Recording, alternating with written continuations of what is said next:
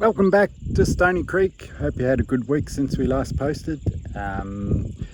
This week we've got lots of things. Well, I've had a very enjoyable week this week. I suppose every week's an enjoyable week when you're homesteading. It's just a lovely lifestyle to be in. As you can see, I've got a side-by-side full of fencing equipment, and I've had a few sheep get out into the neighbour's block next door, and I'll show you where that is. This is our back creek area, and it's basically a bog, and the water flows down through this gully in the neighbour's block and runs through the willows down here, which are just coming out in leaves which are just stunning along the creek. I've also planted a heap of poplars in amongst all this creek area. You can see the track that the sheep are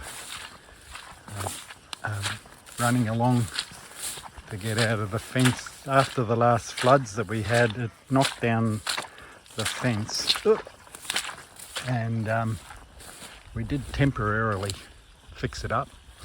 We fixed up that fence line there down to the orange pole in the distance there, which the flood waters just pushed it over completely.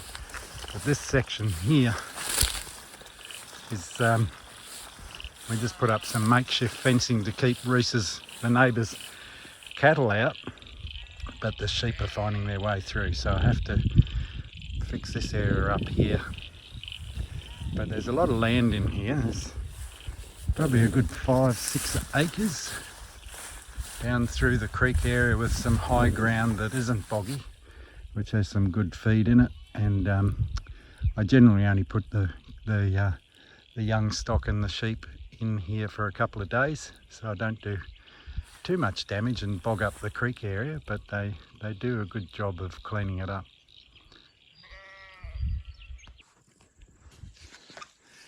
I've trimmed up the fence line along the creek that I've got to fix up. Trimmed back a lot of the wattle, and I don't know if you can see very well, but we did have an attempt at the start,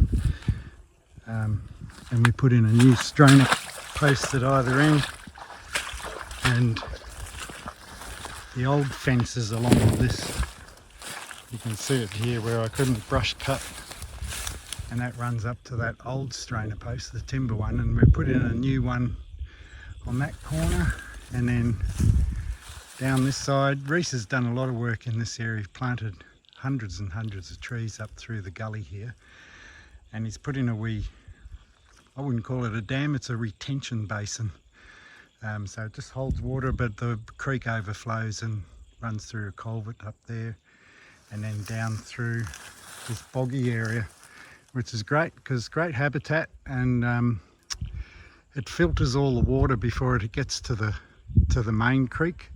I think I can never say it properly, Mokalabina Creek, and that flows all year round so far, is what we've found. But I've cleaned up the fence line here and pulled all the dead timber out. I need the chainsaw for another big log over there, but I don't know a lot about fencing across creek lines because this will flood.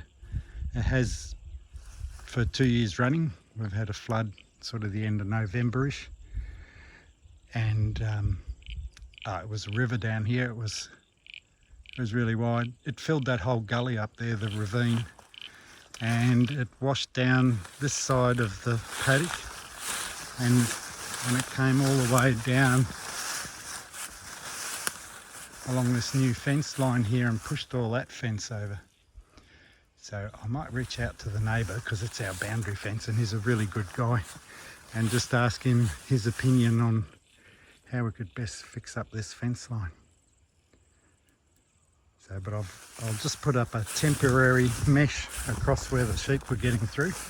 The cheeky buggers, they don't feel the electrics as much now because there's so much wool on them. The shearer is booked for October sometime, so he'll be out in the next couple of weeks. But I've got some mesh to put up across this opening here, because I do like to put the animals in here, as I said earlier. It's a lot of area, and they're only in here for a short period of time. and they don't do any damage, and they have a really good pick. The Belties particularly love lots of different forages. They pick what they want, and they do a really nice job. They do really well on this type of rubbish. They'll pick through that and take what they want, and it's just so lush under the trees. They'll trim off the willow branches because they love that. I've thrown all the branches that I've trimmed into the paddock there, and they'll find that and have a nibble on it. But that's all I can do for today. I've got other jobs that are pressing, and we've got kids arriving. This spot here is the furthest most corner of our acreage, 40 acres, and gives you a totally different perspective of what you're looking at. There's the dairy up there and the cattle yards, sheep and the Yazuri and the Burger boys are up there. But this is that area where I was just cleaning up the fence line, and it goes all the way up to where that end wattle is at the end there. So it's a great area. It's pretty tussocky, but there's a really good foraging amongst it all. There's dock and all sorts of different forbs, different grasses. This is kikuyu coming through now. Isn't a great grass for cattle, but it does fill them up. But might save this for Tex and his girls, because the fence line's really good along there, but this boundary along here needs looking at. Should be all right for cattle. Sheep would get through it because there's a sort of like a makeshift gate here, and all the netting's been pushed through by kangaroos probably, and now that we know, probably deer as well, which hang out in the creek area up here, which is gorgeous. It's a nice spot down here. It gives me a good chance to view the paddocks from a different angle. So this is where the creek drains down to, although it does on the other side of this bank has a different pathway, but when it floods down through this little gully, and great place for snakes. I just heard something rustling in the grass, and it's so long you wouldn't see it anyway, but I have seen one snake already this year. And they're fine. I got my gum boots on. I'm more interested in looking for frogs and mice, and we do get quail down in here. It's probably a bit early for quail, but over the end of summer we see a lot of quail in here and in those paddocks there. I've come to the end area of the creek where it meets our fence paddocks, and I don't know if you can see in the distance there a corner post, a timber corner post, and it comes along here, and I will have to get down here with a chainsaw because there's actually 3 or 4 trees and limbs across that fence line. There's 4 that I'll have to clean up. This is Monday the 30th of September, and we've got all the sheep in, sort of. Some of them didn't want to go in the first time, but that's my drafting into the yards setup. Tommy's having fun with a bit of hay band there, but we've got them in here to do a surveillance drench. You can see that little boy there. If he turns his head side on, I'll just zoom in a wee bit, he's got a lumpy jaw underneath, and that's a good sign of Barbers Pole worm. So we used a different drench last time. This time we're using a Q drench for their body weight, and we're also going to drench the cows. You can see this old girl here has got a very, it's in the road of the fence, but she's got a very pronounced jawline underneath. So we'll get these done and check some of the ram lambs that we didn't get castrated last time because their nuts hadn't dropped, and there's a couple more there to vaccinate. Here are a couple of the girls that had swelling under the jaw. the other day when we drenched them, and 2 days later all the swelling's gone. So here's the other one. Oh, here's another one down here. This one at the front, you can see, I'll zoom in a wee bit. She's got no swelling now around the jawline. Turn sideways, don't there you go. But I've been checking them all. There's only one that has a bit of swelling still, but that's just because it's stretched the skin a bit. There's only a small lump. So that's green tag over there. So here's the other one down here.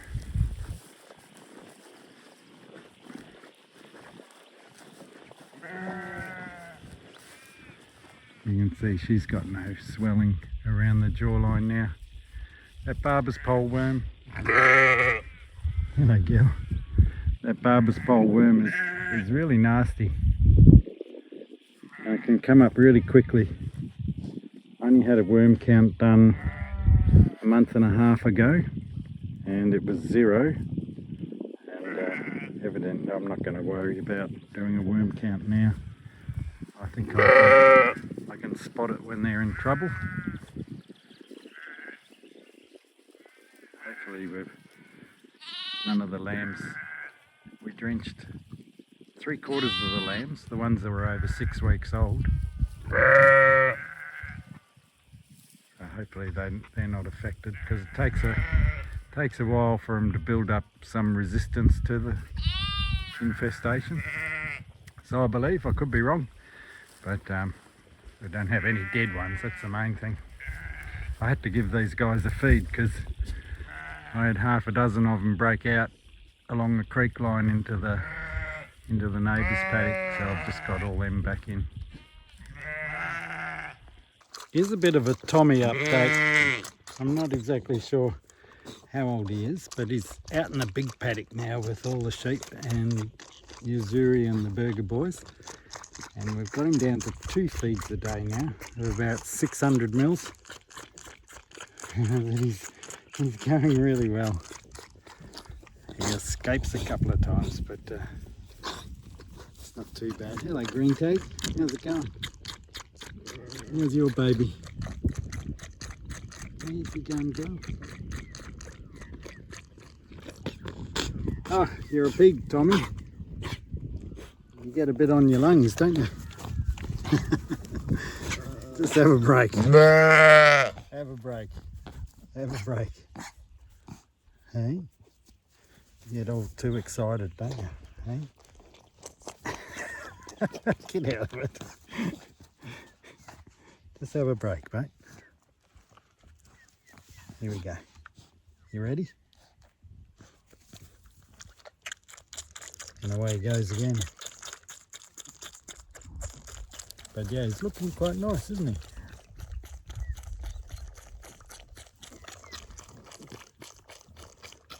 But he's still a bit of a loner. He doesn't have many lamb friends. He's got a couple. Oh, you're a pig. You are. Come on.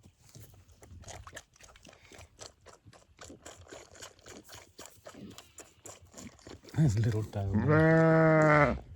Hey, have a break. Have a break. Hey, have a break.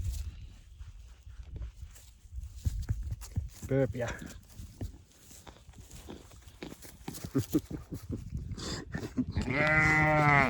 Hard to organise. Hang on. Hang on. Here we go. Yeah, finish it off. Oh, you've had enough, haven't you? Yeah, you've had enough. Good. Come on then. Ah, you get me covered in milk. All gone, Tommy. That's it. All gone. Yeah. Look at your fat tummy.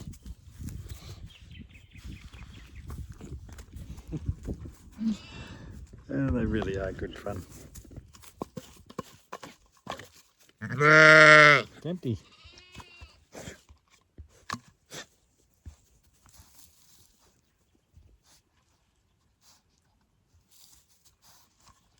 Go on, off you go. Nice, mate. See you in the morning. I've got the caravan over there now. But there's always a couple that don't want to go over the fence. And this one's the last one left. And she's she's paranoid about going over the fence. Silly chook. But this is where they've come out of, and this clump of rocks here was just covered in this love grass, which you can see the remnants of, and they've done a really good job of chopping into it and just breaking up the love grass, as they've done here where there was you can still see a bit of love grass, but they get in and they disturb its growth, which is a good thing.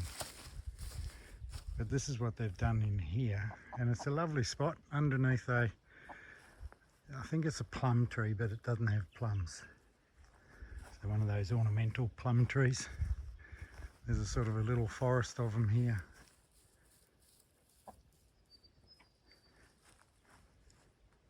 It's a lovely spot for chickens.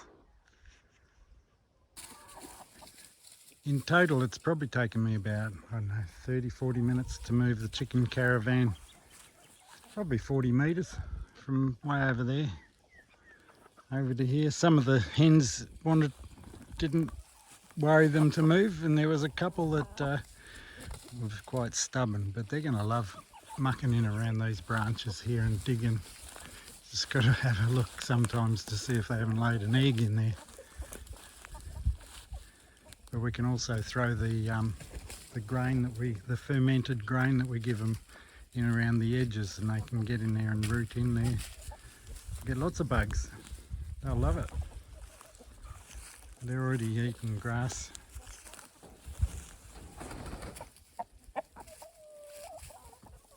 Little bulldozers.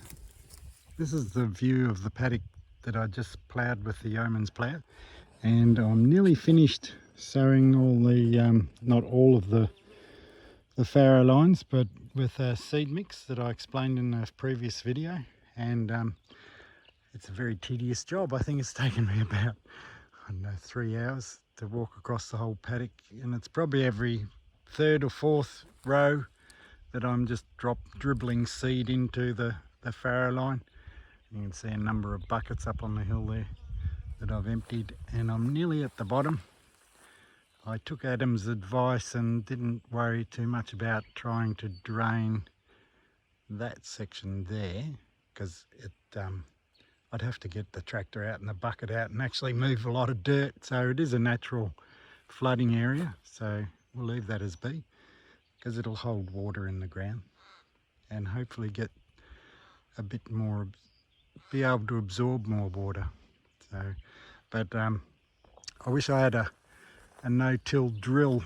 I watch another guy called Fat Cow Farm. I'll put a link in the descriptions. And Pedder is doing similar stuff to us, but he's got a no-till drill, and I know he'd love to borrow my yeoman's. So pity we didn't live closer, we could do a swap. So cheers for now. I thought it's time I gave you an update on the seedlings, the tomatoes that I planted about 6.5 weeks ago. And you can see some corn here. I'll turn the camera around, I'll show you how it's looking. So these are the little tomato seedlings I planted about 6.5 weeks ago, as I said. Some of them are looking better than others. These big ones, they're the Black Russians. They sort of are coming away a bit faster. Some of these look like they need a bit of a feed, but I have them outside all day, and put them in at night, so it probably stunted them a little bit. But there's more up here, and they're looking not too bad. Definitely got probably another 3 weeks before we can put them out. So some of these bigger ones I'll pop into a bigger pot if they get too big. But I'm happy with how they're going, and I have started a few more different ones in the meantime. Some of my zucchinis are going well. Get rid of that. A couple of them I left out one night and they got frostburnt, but they're coming away. I've got some pumpkins here, some butternuts, and inside I've got some more butternuts. My loofahs aren't looking so good. they just don't like the cold, so I might have to start some more of those. And we've got some chilies and some red peppers, some sunflowers growing, and 2 lots of corn. I'm hoping I can get these corn out in probably 3 weeks, ideally after the last frost, which will be somewhere between the 15th and the 20th of October if the last 2 years are anything to go by. And yes, I've got some more seedlings going inside, but happy with how everything's growing at this stage. So yeah, that's the seedlings. We'll end this video here by saying hello to Miss Fuzzy Wuzzy, who's been sitting on 6 eggs for nearly a week now. And she started sitting in the coop in the tin shed. So we got her in here with another chook that was being broody, but she decided she didn't want to sit. So she's got a couple of Araucana eggs under her, and then a couple of other different ones. So we'll see what hatches, and hopefully she'll hatch some chicks. Because once they go broody, they just want to sit there. I saw her get up yesterday, but they very quickly get up and have a drink and eat and stretch their legs, and then they're back to pancake form. They just sit so low and keep these eggs so nice and warm. So we'll keep you posted. So thanks again for watching, and until next time, we'll see you back on the farm.